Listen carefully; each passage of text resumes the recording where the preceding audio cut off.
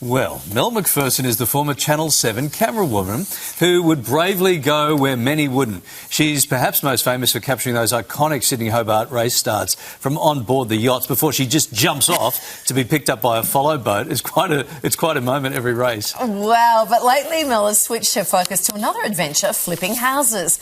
Her latest project giving new life to a renowned haunted house on the hill in the Byron region. Despite asbestos, leaks, lead paint, she's conquered it all to restore the abandoned local landmark to its former charming glory. Oh, my goodness. Mel McPherson joins us live in the studio. Hello. Hi, guys. It's so good to see you. It's very good to see you as well. You are a really familiar face in our Martin Place studio. This is true. Seen you for a little bit, Yeah. but tell us about this latest adventure. You've been flipping houses on the side. I have. So on the side of my TV career for 20 years, I've been flipping houses on the side, and I kind of realised I'm quite an adventurous and creative cat by nature. So I was like, this is like the ultimate giant canvas. I can, do a reno or a build, and I'm like, oh, this is fun.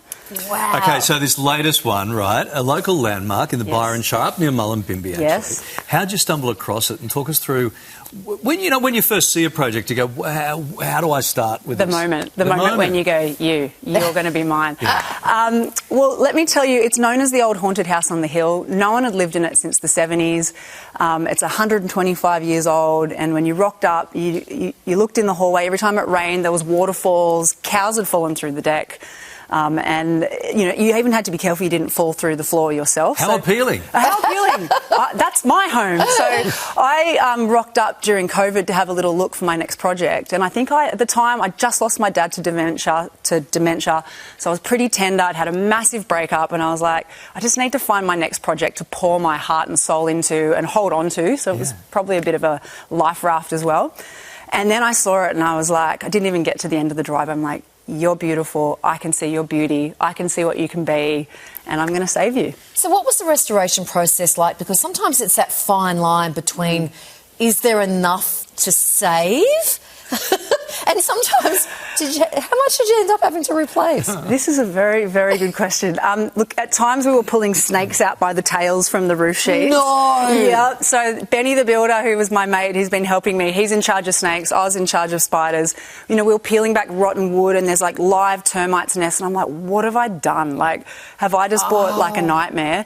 But the other thing that you may not know unless you've got the trained eye is it was all hardwood, and it was full of like timber like Australian teak and ironbark, and we just don't have wood like that anymore. Wow. So I like hardwood doors, and I was like, oh my God, like you are beautiful, and I could just see like what it could be. And so it was interesting, like even the whole process when I was looking at on the restoration, I kind of was having these moments where I'm like, am I saving the old house, or is the old house saving me? Because, it was like a living, breathing metaphor of like, as I was fixing her, I was kind of putting myself back together at the same time. I love this concept that you can say, I was pulling snakes out by the tail, there were live termites nest, and I'm looking at you going, you're a beautiful house. I love you. I see you, I see what you can do. So when you're pulling apart a house like that, are you looking for little treasures in the walls and under the floors? You know what? It's like the echoes of the past, and they all just want to spring out at you. And if you slow down and you listen enough, it's like the house is like a conversation. It's having a conversation with you. Yeah.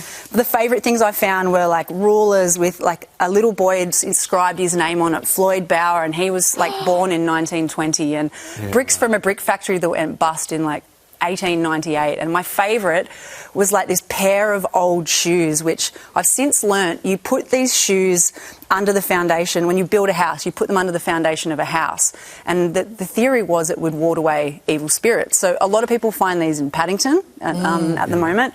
But I kept them and restored them, and like, they'd be 120 years old with the little hand nails and the leather booties and bottles and jars and pennies and spoons and saddles and horseshoes. Are they all finding their way back into the house somehow? Yes. So I've made this beautiful history wall, and I've one man's trash is another woman's treasure, and I've kind of put it all up and I love that. made this, I don't know, like nod to the past. I love that. So we're putting old shoes under the floorboards to ward off evil spirits. Yeah. However, there's a lot of talk about this place having some sort of, ghosts or It has to be haunted. asked, doesn't it? It has to be asked. Look, when you walked in there at first, like my hairs stood on end, the curtains would billow through cracks in the walls, and you'd just be like, oh, this is a bit spooky.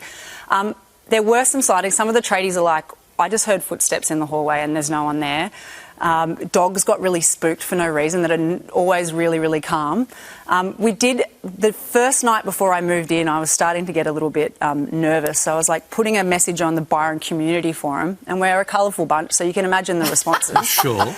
They're like, I said, say I've got an old house and potential old ghost. What does one do if one wants to make sure they're not going to get spooked? And they're like, I've done more exorcisms than I've had hot lunches. And another person's like, look, just having a photo shoot with 2 Instagram influencers, ghost will be gone by morning. But, look, that's great. I did get a house whisperer in. She did have a chat. Apparently her name is Agnes, and she's not met a woman quite like me. And she wanted to hang around until the after the housewarming party. But she did leave the door open. 2 bolts down, door open. We woke up in the morning with my partner. I rolled over and I was like, did you do that? She's like, no. And she's like, did you? And I'm like, no. And we're like, Agnes. Wow, I love that. Yeah. So when it comes to Sorry. budget, sorry. You love that? No, I think it's great, and I love that Agnes recognised your energy. Yeah. Don't you think? Like I'm not, I've met my match here with you, and I'm just going to hang around for the party, and then I can go. We think she was happy. Did you end up doubling it, tripling it, or quadrupling it?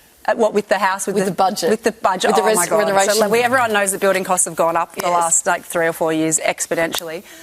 Let's just say there were a few hidden surprises, because lead paint and lead-contaminated soil, I was like, oh, God, what have I done? But worth it, when you're in a builder, you can save a lot, so it all balances out in the end. Balanced out, great. So everyone at home is going to get a chance to see this. Yes. Because you're featuring on this Saturday's Better Homes and Gardens. Better Homes and Gardens. So Joe Griggs hunted it down on Instagram and caught up with me, and we just hit it off. It's going to be a cracker episode. I'm so excited. We had so much fun shooting it.